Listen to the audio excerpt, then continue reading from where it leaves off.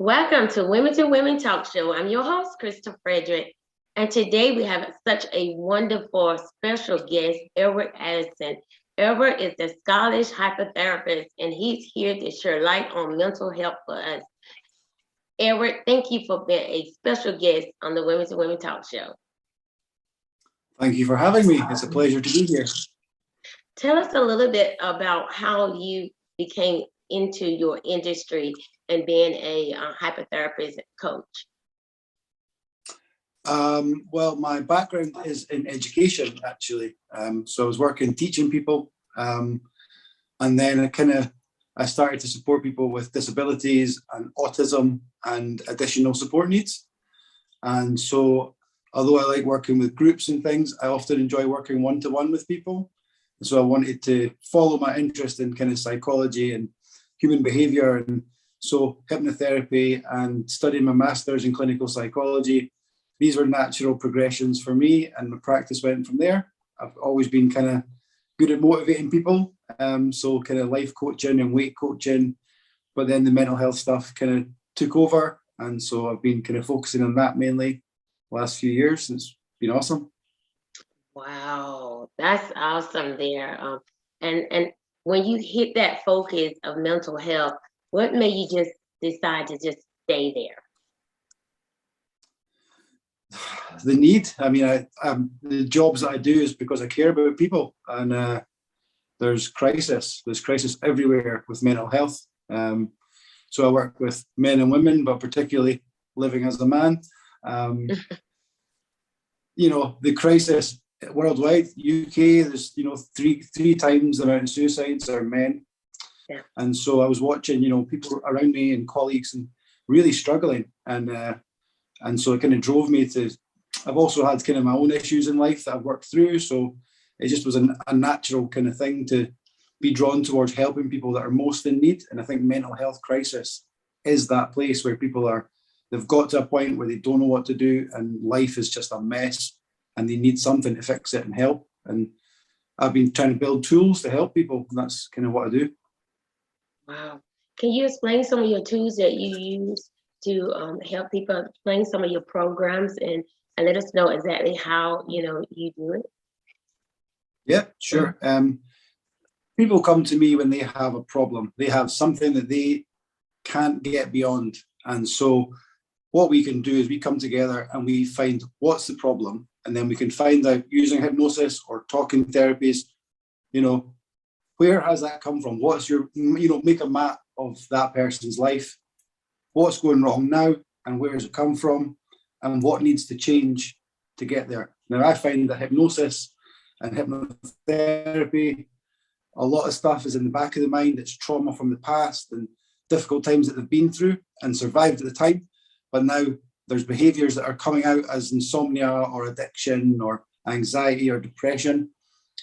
And if you don't treat the things in the past, then they keep manifesting these problems. And so what I like to do is to try and deal with the past, process it, get the emotion gone, dealt with. And so there are no presenting kind of manifestations of the problems anymore, and they can just move on. And yeah, with hypnosis, you can also get in some positive stuff, motivation for life and excitement about, the adventure of life. And so that's also something that if you get rid of the bad stuff and you get in some good stuff, then people are just ready to kick butt and kind of enjoy life again, Mm-hmm, mm-hmm. And I'm glad that you pointed out, because some people don't really know about the hypnosis. They have a woo woo woo woo thing when you talk about hypnosis. Most people get a little nervous about that. But basically, you're saying we call it the root cause. So basically, you go back in, and whatever that root cause, that past that you were speaking of, that is buried down somewhere in that subconscious mind, you help go and bring it out, deal with it, and get rid of it, or they can move on. I love how you explain that some of the anxiety and their actions that they have right now is birthed because of that root cause, because of that past still in there. And people don't know. So how do you actually identify some of that? Well, I'll give you an example. People come to me with phobias. So I'll keep her anonymous, but a lady came to see me about a spider phobia. So she thought that she was scared of spiders because they're horrible and they're scary and they're terrible. So she and I worked together, and hypnosis is very similar to meditation. Or if when you're driving and you've passed maybe 5 miles and then you can't even really remember the last 5 miles that you've done it, that's you're in hypnosis. So your body knows what to do, and you know what's going on around you, but at the same time you're kind of zoned out a little bit. Right. That's like hypnosis. Wow. And so this woman, what I asked her to do once she was in that relaxed state was to go back through her life when she had felt the feelings that she gets when she sees a spider. So she traced those feelings back, and they were created in that combination of feelings when something pretty bad happened to her in her young life. And so her mind, rather than focusing and remembering that bad thing that happened, it found something else to latch that feeling onto. Spiders are kind of creepy, kind of scuttly. And that is something that's easy to latch onto as a fear. So as an adult, she thought that she had a fear of spiders, but in actual fact, the spider was acting as a trigger for an emotional response that was actually to something that happened to her in her childhood. So once she realized the connection and she let go of the feelings from that childhood trauma, she didn't care about spiders anymore. They were just little things that live in the house, and she doesn't care. It's gone. Like, she literally didn't care anymore about spiders. Wow. It's just a simple fact to just be able to identify that small thing. I mean, you must have a dynamic program where you can just identify that. How was it to be able to just hone in on that specific thing? What do you use? Induction, deduction? How do you go? Do you go inside out, or you went, outside in to identify what was causing that problem? I think because hypnosis opens the door to the unconscious mind, you can access anything that the person has ever seen or smelled or tasted or touched or heard, because it's everything you experience gets stored in the unconscious. It's all in there. So you can the person in their own quiet state and relaxed state can just flick through the filing system and find the event that is coupled with those emotions. And so with a smoking client, you can say, go back and remember your first ever cigarette. And they can remember the burning throat, and they can remember the train going by. They can remember everything, what their friends were wearing, like perfect detail. And they can remember how it feels. And so I use that to make them remember how bad it is to smoke. But in any case, and whatever it is that you're looking to release the emotion of, they can find that emotion just like that. So I've developed a technique that is kind of short, sharp. You get in, we get you nice and relaxed, we find what's the trouble, we get it out of there, we get in some good stuff, and I hope to never see you again because you're living a happy life. Oh my goodness, that's awesome. I mean, just to go in there and just to identify. But what happens if you're a person and you just build up this trauma now? I mean, like I know this lady that she never was afraid of bridges. She always went across bridges, never afraid. But she had friends that was very afraid of bridges, crossing over bridges. And all of a sudden now in her life, she started feeling at some point, sometimes she can travel over a bridge and feel okay. 1 minute she traveled over the bridge, she feels nervous. What causes that? Do you think that is something trigger again? Yeah, I mean, there has to be a trigger. There has to be something. Now, in this case, it could be seeking social acceptance, as simple as that, and that she's aligning herself with her friends who are afraid of bridges, or if she is an anxious person and is prone to worry about things, her peer group has now identified a new thing for her anxiety to latch onto. If her friends were all socially anxious, she might get to thinking about all the things that ends up as social anxiety. So yeah, that's an interesting one. Yeah. Tell you, there's a lot more. There's a lot more. I'm sure. So let's share with us a little bit. When it come down to when you doing your treatment program, I'm sure that it's custom fit for whoever come in, correct? Do you Yeah. find that it does sometimes? Let me just try to figure this out. By age, what age group do you actually treat?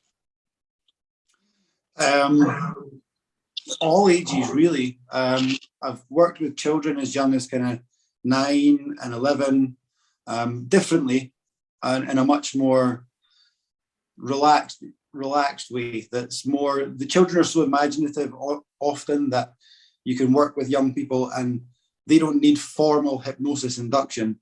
Right. If you ask a child to, close their eyes and imagine their favorite video game, they can do it. So as soon as you get them, and hypnosis is really just internal focus. So if you can get them to focus on their favorite video game and imagine themselves playing their video game or being in the game, they usually can do that quite easily. And then you just tailor the therapy to whatever they're interested in. So it's a soccer team or it's a video game or whatever it is, and they can just do it. Grown-ups are harder. But yeah, I work with often 18 to 60 would be my kind of demographic for hypnosis. Counselling, all ages, and yeah, often actually older people that, whether it's bereavement or, kind of a depression that's kind of developed over like a long time. A lot of my counselling clients are for that. The life coaching clients, they tend to be kind of 40. They're in a rut. They've found their profession. They're kind of doing okay, but they need to kind of shake up everything and kind of find that fresh lease of life. And so we just structure a program to get them moving and, passionate again about life and the world. Now, right now, since the world has faced such difficulties from the pandemic and all, and suicide rates increase. I mean, there's so much right now, so many laws. Do you find that is it now? Do you think it? I hate to say easier, but does it seem that more people may be prone to the treatment and really apply themselves in it than previously? Unfortunately not. What I find is that there are a lot more people talking about mental health. There's a lot more people. The downside is that this pandemic has brought a pandemic of mental health. And so that's a really sad thing. But it has brought mental health to the surface or closer to the surface as a discussion point, that everyone knows that everyone's suffering the same thing: isolation and lack of opportunity and financial problems. And so we have a commonality that's now mainstream. And so people can talk about mental health a lot better. And so therefore they're reaching out in greater numbers, which is brilliant. But I think that there seems to be a hopelessness, especially in young people who are kind of trying to form their image of what the world should be and what the future is going to be.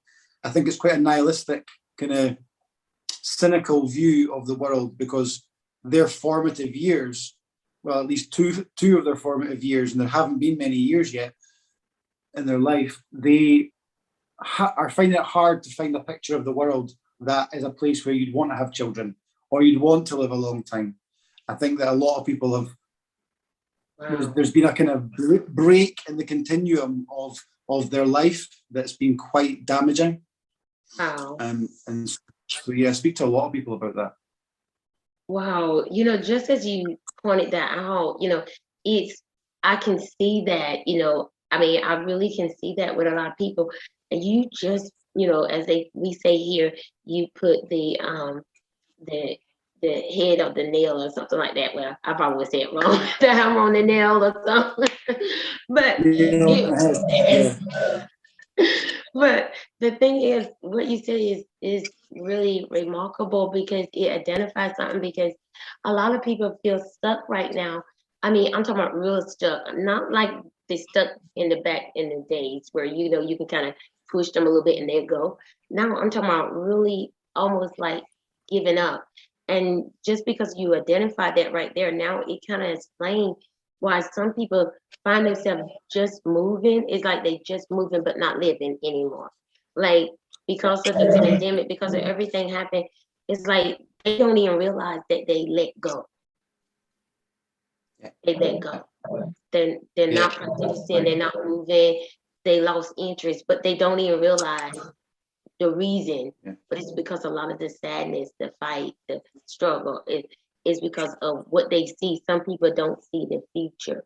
They feel that it's going to be worse and worse, and that's all they hear. Yeah, they've watched them, you know, family members have died, especially in this country. Family members have died, and people couldn't go to the funerals to have closure on that. Right. And then in their community, all the shops or stores, as you guys put it, you know, all the stores have closed. The independent stores and sports teams and the things that people grasp on for their sense of community and their sense of the world. There's been a disconnect created by this pandemic, and I think that's largely that's responsible for a lot of sort of the suicides and the sort of hopelessness that people are feeling. And you were absolutely right. People are treading water. They're not going forward. They're just kind of stuck in this place where we kind of don't know where we're going as a planet. We don't really know what does a month look like for a month from now, or 6 months, or a year. Is it just going to go on forever? The new normal. They talk about the new normal. The new normal isn't very nice. Right. It's it's financial austerity, and it's separateness, and it's, you know, if you can work from home, don't go to a workplace. Well, a lot of friendships are made in workplaces, and it's your colleagues, and it's your sports mates, and it's people that that's how we as social animals we feed off of that, and we grow from it, and we learn from it. And a computer screen's not the same. It's not the same. A hug can never come through a computer screen, you know. And the vibes that people pick up in social situations, that's just been removed from our world, and it's so sad. You're exactly correct, and that is so true. To identify the social aspect of it is very powerful, because so many people, you know, that's what it is. I mean, especially think about the children. That's why, I mean, the children not being able to play, not to be able to just run around, because so many parents, you know, are so fearful of the COVID and this virus and that and this and that, until, you know, the kids can't even get together. The children can't play, you know, can't have fun, you know, mama or daddy around the house with masks on, sitting at home, you know. I mean, and you know, that child like, what? You know, I mean, it's, even though they're doing it for, you know, for they consider it for protection, but it's like it's distant everyone. It's causing a distance to take place, you know. And so you have been dealing with a lot of that, huh? Yeah, I have. Yeah, I think that as a society, we would like to kind of raise our children with kind of the spirit of love.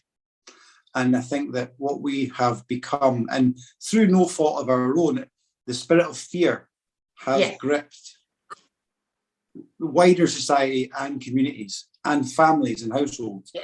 And so that's going to cause a lot of problems. And so it's a big job to try and address that and bring us back together. Yes, exactly correct. And that's what I say, and I see too.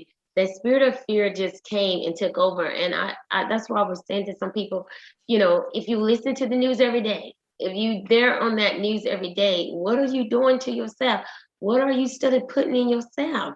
I mean, turn to something that lively, bring in life, because it's a downward spiral. It is, because if you constantly listen to this is out there and that is out there and this you got to get and that, you know, it's pounding on your head, it's pounding in your subconscious, and then you have that on and your children hear it. I mean, what are you thinking they thinking? You know, if a child, a young child that do not really understand is hearing people are dying, this is happening, this is coming, and they constantly been beat by that. That goes in their head. And that small child makes the decision, the world is coming to an end, you know, and boom, you know, now that baby, that child commits suicide. I mean, all because of the constant pounding, pounding in the industry. Yeah, it's sad, and we have to work. We have to work together.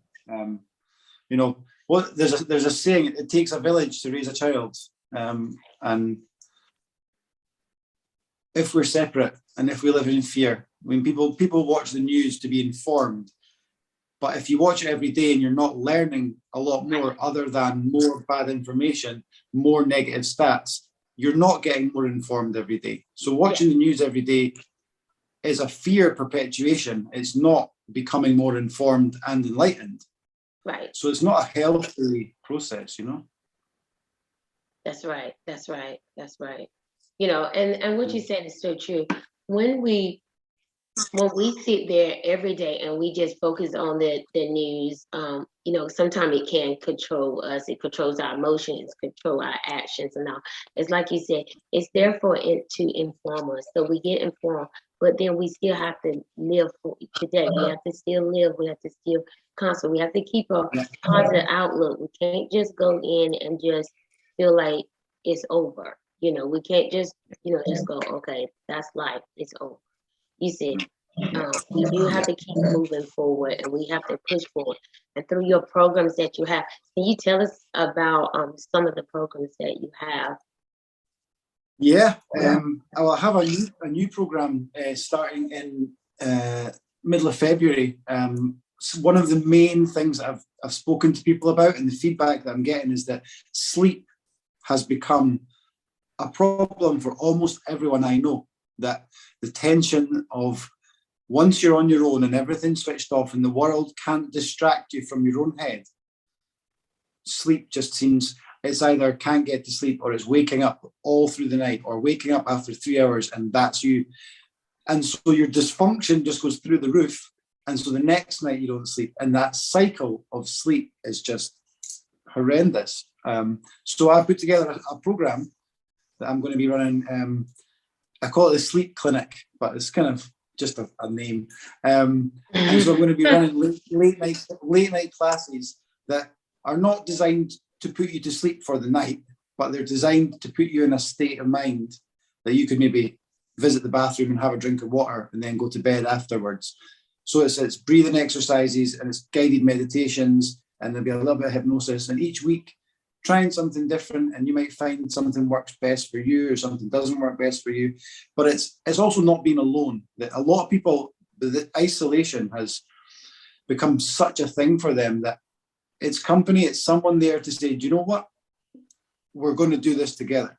We're going to face the night, which is a sort of metaphor for the unknown and the scary and, you know, danger. And together, you know, first of all, you're not alone. And together we're going to find what works best for you to promote kind of natural, peaceful sleep. So yeah, I'm looking forward to that. I've got some nice ideas that the program's written for the first few weeks, but I'm just doing some more research at the moment to keep it nice and varied for people. Wow. So I've got a nice little community that at the moment they're kind of signing up in their numbers, but yeah, I'm hoping to roll it out. Obviously, I'm in the UK, and you're 5 hours behind me at the moment. Right. So whether I try and work it so that there's classes at different time of day for me, or run it Facebook Live. So if you're in the right part of the world to join me live, then great.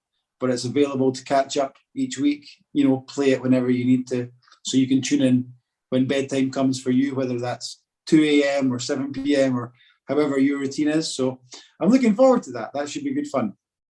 Wow, that is wonderful, you know, and I know that, you know, sleep does, you know, it contribute to our work, you know, how we perform it, you know, it really does. So how we live, like you say, our everyday life, even, you know, our health, you know, it triggers to all of it. I say that sleep triggers wealth and health because they both go together, you know. You don't get that sleep, you don't take care of that body, you know, you're going to hinder your health and hinder your wealth. Yeah, 100%. Yeah, sleep is for everything. It's literally for everything. It's, you know, if you can have quality sleep, not only is it a sign that you are in kind of a good functional place, it continues to perpetuate that health. So your body rests. You lose weight more when you sleep more. All the hormones that your cortisol and all these things, they do their cycles and they just get nice and aligned for morning. Sleep is, and also if anyone out there knows what it's like to not sleep, like really not sleep, you feel insane. Your mind just unravels and you can't function. You're not rational. You can't eat, and it just goes round and round. And it's probably one of the worst torture you could ever experience. Insomnia is a monster. So hopefully I can help people with that, you know? I'm pretty sure you would, I'm pretty sure, because one thing I love about you, Edward, you see that problem and you come with the solution, see, and that's what we need to be, more solutionists, come with the solution, trying to help heal other people in these areas, because you see it like I see it. This things had truly changed tremendously, in these seasons of our lives, Yeah, for sure. I think a lot of kind of people that I've worked with in the past and colleagues in the mental health area, they kind of want to talk and talk and talk and talk, and they get paid if you can come in, and if you come for 6 months or 6 years, then it's a nice salary. I would like to see you once for 45 to 50 minutes and never see you again, because I joke that I'm like a plumber. If your toilet is broken, you don't want a lecture on the history of toilets. You don't want to, have your bathroom redecorated.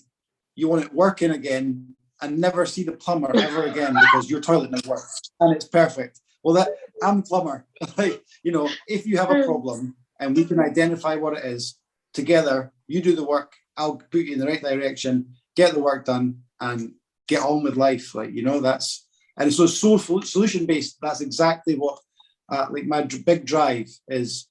Let's find out what needs to change. Let's work together to change it. And then let's get on with life.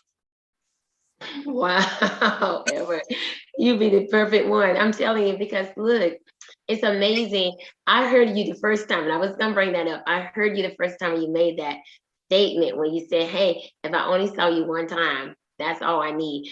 I love that, because most people, unfortunately, it's like a doctor. If you study going to the doctor, just keep getting treatment for the same thing that you have been treated for 10 years. But will you ever want to just be healed with it, to no longer have to keep going back to get that same treatment, to stop the medication? See, that's how I see it, And so what you said was powerful. And a lot of people wouldn't do that because they mainly focusing on the return, the money. That's what they focus on. So they're going to keep you coming. But you saying, hey, I want to find out immediately, so you don't have to play around. And that's a good thing. It's like going to the chiropractor and they just start massaging, doing all that foolishness, when they can go ahead and pop that thing out of your neck, your back, and be done with it. But you got to keep going back for about 10 weeks, but they can get back. Exactly. Certainly in hypnosis or hypnotherapy, hypnotherapists will book you in for 6 sessions, or maybe 3, usually 6, and it's not cheap. So if they can, they'll draw out, and there'll be little bits of relaxation, and there'll be little bits of this, and then the actual work will start on session 3, and then we'll come back and give some feedback, and then we'll do a little bit more work. No, certainly, I spoke about smoking treatment before. I see clients for smoking once and they stop. And if you come to me and you say, oh, my husband told me I've got to stop smoking, or my wife told me I've got to, I'm going to say, I can tell in 5 minutes if you actually are desperate to quit smoking or not. If you're not desperate, I don't want your money. Come back when you're ready, because I work to get people to stop, and I know like that. You're not ready. You've been dragged here. It's not going to work.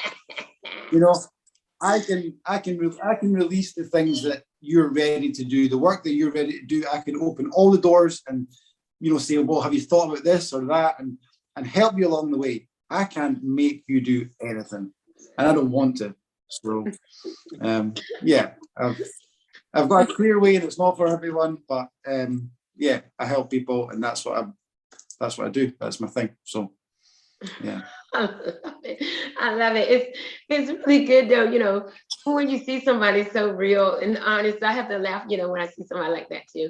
It's to be able to say, I don't want your money at this time because you're not serious enough to come. So you all know if you go to Edward, you're gonna have to come real. You're gonna have to come and know, Yeah. hey, I want to get rid of this, this trauma, this habit, this addiction. I want it gone and I'm serious about it. He's not taking you in because you've been forced to come in just trying to satisfy somebody. Oh, I'm just gonna go in because you're not serious about it. If you're not serious about it, you will not do those things, apply those applications that you need to overcome it. That's right. And the thing is, when I work with people who are desperate for change, it's not painless, it's not long-winded, it's easy. It's easy for them, it's easy for me, because they have come to a doorway that's locked and they're desperate to get through to the other side. They don't know how. I know how. If someone kind of wants to kind of meander around and maybe, possibly, maybe, they're not going to walk through it and I'm not going to make them. I don't know how, I can't change your will against what you want. So if you know what you want, if you know you've come to that point where it has to change and that is pouring from you, that change has to come because I'm stuck, then get in touch, because in an hour we'll sort it, no problem. That's awesome. I love that fact though, because you have to come ready. And that's in any program that you come. You got to come ready, because if you don't, then you're wasting time. And then when you waste time, you're wasting the coach time. You're wasting the person that is there to help you time. And you don't want to waste time. And then you turn around and you go, they didn't help me. Wow, let's look at what you did. What was your responsibility when you did it? Because that's it a lot of times. Oh, they didn't help me. I couldn't stop. Yeah, but what did you do? I do have clients that often see, for counselling, I don't mind that you don't know what's wrong, because we'll talk it out. We will explore, and I've got enough insight into sort of the human patterns of behaviour that the more you tell me about your life, you can find what's hypnosis, super directed. We have something to change, we're going to change it. Other, like I say, with the counselling that I do, I'm happy to help someone explore, but I will ask you questions that will find those answers. So it's not a chit chat. It's going to be, we need to work out what's going wrong. Why are you not happy? Where does it come from? And from that, we can build a plan moving forward. Easy. So it's different. The different kind of modalities or kind of styles, kind of practices are slightly different, but always with healing in mind. The person has to be ready to heal, and unfortunately some people aren't. So you can show them point them in any direction that you like, and they're not going to find what it is that they're paying you for. And as soon as I identify that, I say, have a think, come back in 6 months, and I'm happy to work with you. But you need to be ready to want to change. Mm-hmm. Yeah, you have to be ready, and that you do want to change. And I'm going to speak out to some of the our viewers. If you have any questions that you would like to ask Edward, please just place it into the box. I'm here to look and see if you have any questions that you would like him to answer for you. If you're dealing with anything with mental health, you have any questions concerning mental health with your children, your family, or any of that, or his programs that he has to offer. Please feel free to put some questions in the chat. I'll be glad to ask them. But yes, Edward, what you're saying is so it's needed now. I can see the life changing when someone come and they really ready for that change, when they really ready to apply themselves to make it happen. What is the average? I know everyone's different, but what is the average that you had numbers of weeks that it may take for someone that may, let's just say like cigarettes, stop smoking cigarettes? What was that average? I know everyone's different, but just the average number of weeks that used to. To stop, I only ever see smoking clients one time. So they will, if they get in touch, I will probably give, unless they're desperate and they're ready right now, and you can tell by their contact with you that they are ready to go. Otherwise, you can have a conversation, almost a consultation in text or email, and find out a bit of information, and then give a little bit of homework, start realizing that, don't automatically smoke, realize that you're taking it out of your pocket and bring it from the unconscious automatic behavior of putting a cigarette to your mouth, making them aware that that's what they're doing. So you can begin the process. They say that hypnosis starts the first time you make contact with the person, and they're already they're shaping their own mind towards that change. Mm-hmm. So when a client reaches me, they're ready to change, and it's 1 hour, sometimes in 1 hour and a half, and it stops. That there isn't a second session. There doesn't need to be a follow-up one. Wow. From my experience. So yeah, and that's most things, to be honest. I mean, Wow. trauma. I'm not very computer literate, but there's a concept on the computer like a defrag, where your computer gets all cluttered up. Mm-hmm. If you can do a defrag on someone's mind, where they can just pick out all the bits, all that little trauma, that kid in school that was mean to you, or the neighbor that shouted at you, all these little bits of emotion that are in there, and just clear it all out and just clear the mind of it all. That can be done in under an hour, and it just makes the biggest difference in someone's life. So, wow. Yeah. That does make a difference. I love that. I love that. Well said. We do have someone that asked a question. They say, do you have any information on displaced empathy? Can you speak on displaced empathy a little bit, Edward? I mean, if they're talking about kind of, it's a complicated subject. Do you think that the listener would be able to give any more specific information? And I'd be happy to answer. Okay. So provide some more information. He will be happy to answer concerning the displaced empathy. Yes. Yeah. So displaced empathy, because I know that sometimes when people say displaced empathy, they feeling that, like they might be dealing with a situation, and maybe they I hate to say, but they like overly show empathy, concern for something else. Like they poured out, displaced. It's not really where it should go. Yeah. Okay, this is what they said. Similar to people, if they're watching the news or traumas and taking on, on the other people's feelings. Yeah, I think that empathy has its place if you have firm boundaries and a good sense of self-worth, so that you can empathy being recognize someone's feelings. But if you take on someone else's sadness, you probably have enough in your own life to be actually living with and finding the tools for. So if you're a magnet for sadness, then you don't have strong boundaries, and you need to protect yourself to be functioning at your best, to be able to then help the people that you empathize for. So it implies a sort of you need to toughen up a little bit to be all that you can be, to be the best help and service to others. So it's not a coldness. There's often I used to hear, and I disagreed when I was young actually, but I now realize what it means. If you're on an airplane with your children and the gas mask fall down, put your own gas mask on first before your children. And I would always say, no, my children are my life. Masks for them first, even if I die. Well, if I die, they're done for. Yeah. So your mask must go on first, because you're no good to anyone else in the world if you're not strong, ready, educated, determined from that position of strength. Empathize, understand, sympathize, be of service to others. But if you're looking out to see who needs help when you haven't done your own work, chances are you're often more of a doormat than you are a hero. Wow. And that is well said. And, and that is true.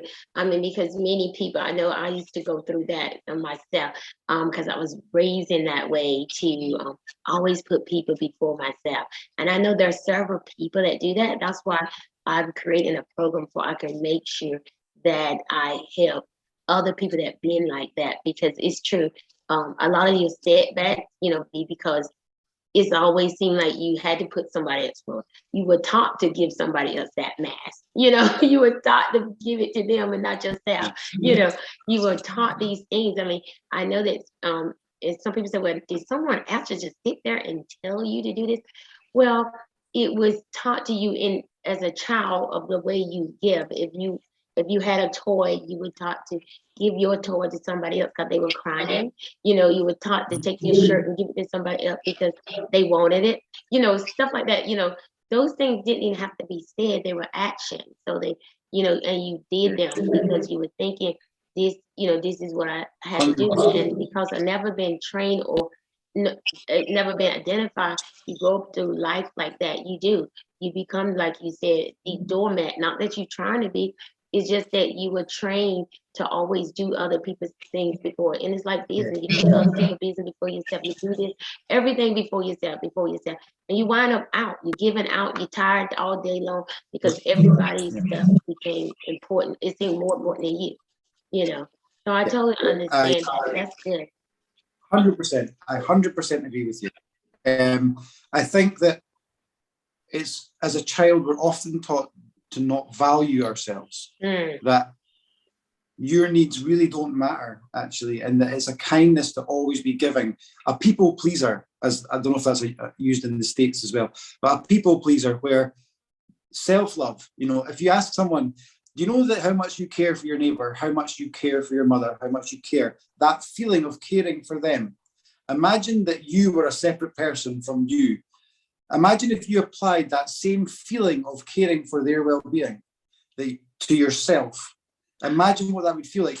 And they can't recognize it. They can't synthesize that feeling, that care feel. They know it. They know what it feels like, that they want to keep that person happy. They want to make sure that person's comfortable. If that person has sore feet, they'll, bring them soft slippers. If that person's hungry, they want to feed them a little gift to make them happy.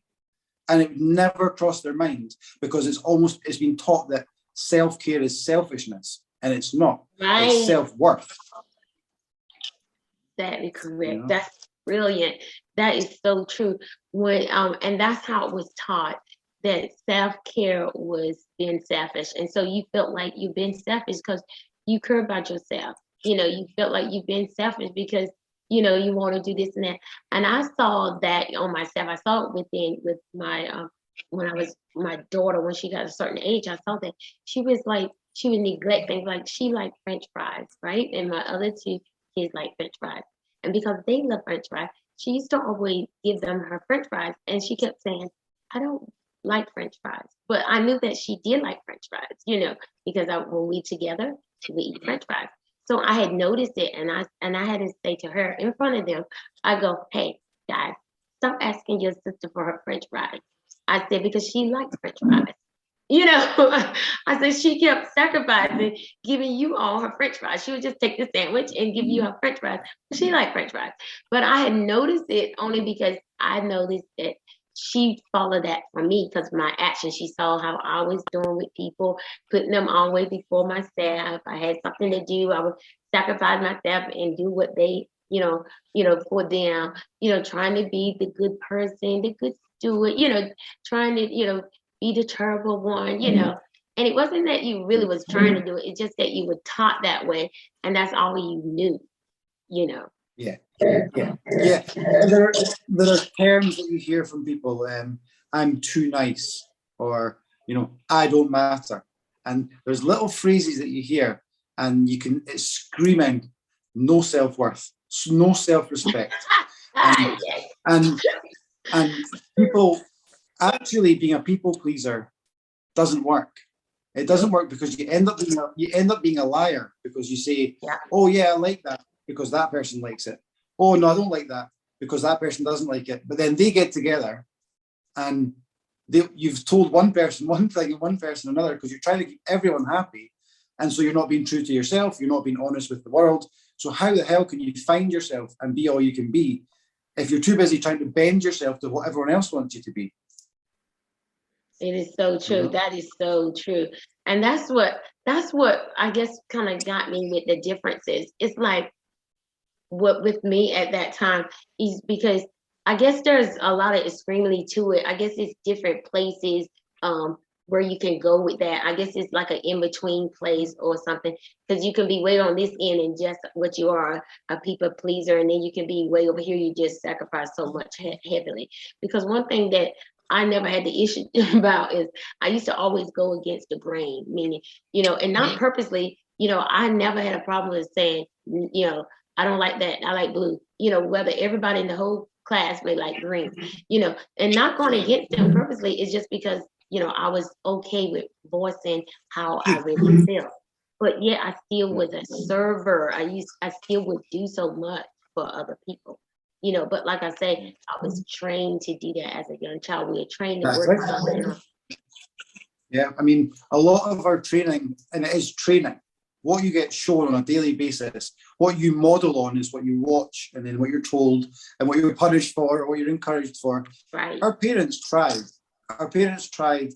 They tried to support us financially, or they tried to support us emotionally, or they did their best. But the facts are that not every lesson was correct, and not every result from what you were taught was the best for you. And so it's not about judgment or blame. It's just recognizing, again, where things have come from, what is not at its best, what would serve me better to be different in my life. And just saying, well, I could have learned that from there, and recognizing where it's come from. Maybe that's a lesson to not pass on to your children because you've seen what happens. Right. And you are the result. So I always find that exploring these things, and not obsessing, but exploring these things to understand where things come from. It's not the final result, but at least it's signposts. It's showing you, well, if that's there, then what does that mean about there? And so the more that you can understand yourself and your own behavior and where they've come from, the easier it is to navigate and understand why you want to do this and you don't want to do this, and it might not be wise to do this. And so it's just a process of elimination. What are the things in life that I shouldn't be doing? And you're left with the things that you should be doing, Yeah. That is so true. I love that, the process of elimination, because right now, today, so many of us, need to start eliminating things out of our lives, even though it may be stuff that is good, it may be good for people. It's like I was saying, I was doing so much. It's good. Yes, it was good. The task I was doing was nice things, good things to do, but it wasn't good for me, it wasn't. And so that's what we have to eliminate. Everything you do, it comes at a disguise. It looks so great. It looks so good. But look at you. You study putting yourself on that back burner. You study moving back, So you want to, start eliminating. Just say, hey, I can't do this today. I can't do this now. I can't add any more stuff to my schedule. I just can't. Yeah. The power of no over the power of now is quite a handy thing when it comes to giving of yourself. So be kind, be generous, be helpful, but not at the expense of your selfhood. Wow, that's beautiful. That's beautiful. It's time, guys, to start really self-valuing yourself. It's time to know your self-worth. It's time to, look at yourself now, today. If you have been experiencing this at all, look at yourself today and say, hey, you know what? I owe it to myself to cut off all this distractions, all this added stuff that's been added in my life that I don't have no need of. And just like Edward was saying, he explained it. He will explain it so great that I kept saying, wow, So we really want to apply these principles, these processes that he given. Please, you want to reach out to Edward. If you have any more questions, try to shoot them up now or before we end our session, because he'll be happy to answer them for you. If you want to reach Edward, make sure that you tell our viewers exactly how they can I'm gonna say viewer and listeners because it's gonna be on the radio too. So exactly how they can reach you. Yeah, sure. So I work from my business partner and I set up a holistic healing centre in Scotland, and it's called Thistle Rose Holistics. Now, for you guys in the States, the thistle is the national flower of Scotland, and the rose is the national flower of England, and she's English and I'm Scottish. So Thistle Rose was sort of natural thing for us to come to. So we are thistleroseholistics.com. And we're also on Facebook under Thistle Rose Holistics. I have my own Facebook page, the Scottish Hypnotherapist. And so come and find me there. My website was up last year. It's down at the moment to be developed a little further. So shortly there'll be the scottishhypnotherapist.com. Yeah, and on my Facebook page or on the Thistle Rose Holistics Facebook page, we've got WhatsApp, email, Messenger.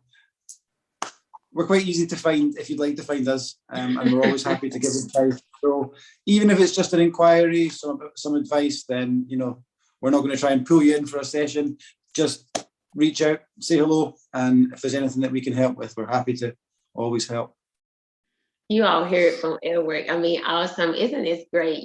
When have you ever heard someone that tell you, hey, it may only take one session for you, one session to end an addiction, one session to move forward, one session to change your whole life. This is awesome. You're not getting someone that's coming with game here, and I call game as someone that's want to lead you on through all kind of stuff. You're talking to someone that say, hey, I have confidence in doing this because I've done it many years, and I really want to see people set free, heal from these things that have been stuck in there since the past, deeply guarded and mugged down into their subconscious. I want to uproot it, bring it out, help them move forward in their life so they can be all that they are purposed to be. This is awesome, Edward. So awesome, Please visit Edward on his Facebook, like he said, Scottish Hypnotherapist. Go up there. His website is coming soon.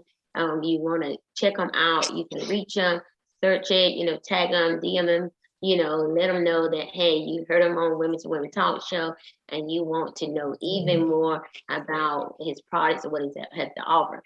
Edward, you do Zoom and all that, right? You do Zoom, Facebook, live and all that with your... Yeah. Every kind of major media, Skype and Zoom, Messenger calls, WhatsApp calls. Usually, I don't mind Zoom. I like Zoom. Whatever works for the individual. If something else works for them. For counselling, I do audio calls. For hypnosis, it kind of needs to be visual, just so I can see what's happening. Yeah. You want to look at their face and wait to see when you say close your eyes. Well, yeah, actually, yeah. There's clues that I can tell how deeply into hypnosis someone is from visual cues from their face. So it's for the first 5 minutes of the session, and then usually I'm taking notes or having little ideas because I work quite intuitively. So when someone says something, that kind of sets off something in my mind. So I've got a notepad with arrows going to this thing and then that thing, and so yeah, it's not a session of staring at you. It's just to get things moving. It's just to see what's happening at your end. Yeah. And I can understand. I totally can understand. That you probably would need that. It makes a difference because if you can see how they thinking, you can see if they just playing around. You be like, look at here, you just playing around. Get up and go. So I totally understand. That's awesome. So Edward, give us some last words that you would say to anyone that is dealing with any trauma, mental health issues right now. What would you say to them instead of just sitting there waiting, and instead of because they want to deal with it, but they're just afraid. What would you say to them? Yeah, I would say that if you are experiencing problems in some way today and yesterday and tomorrow, then something has happened in the past in some way, either a big thing or lots of small things, but there is a reason that you feel the way you feel today that isn't good, and you can change that. And I'm sure lots of people could help you. I'm also offering that if you would like to get in touch, and like some help to make changes, then I would be more than happy to help you with that. Wow, that's it, guys. You hear that? Out of the mouth of Edward. Oh man, thank you so much, Edward, for being our special guest today. You brought so much enlightenment. I see that our guests really, our viewers really enjoyed it. They made comments throughout the whole time. So I'm really appreciative that you did share with us so much knowledge and your experience and your know-how. I'm hoping that you all really do take advantage of this. Please reach out to Edward, the Scholarship Therapist, on Facebook Live. Reach out to him. I'm on Facebook. Reach out to him. Because you want this change to happen. Know that you have a life to live and you want to live it to the fullest. And sometimes we do get over stuff. I know that mental health is spoken of a lot lately, but a lot of people are not really pursuing it to change their life. We know that sometimes you do have to seek certain things. I mean, we can talk it all day long, but mental health is real. It is real. And so some of you do need another booster. We have to go and get that little booster plan, get that little booster and whatever, from being stuck, get unstuck, That's right. Can I also just say that I have a Facebook group for mental health questions and answers, so people can post in there. You'll find it on my page. And I also go live once a week answering questions that people have about mental health. And also, because the same applies with weight loss, if you've got stuff in your past, it's probably the reason that you aren't managing your weight now. I also have a weight loss group.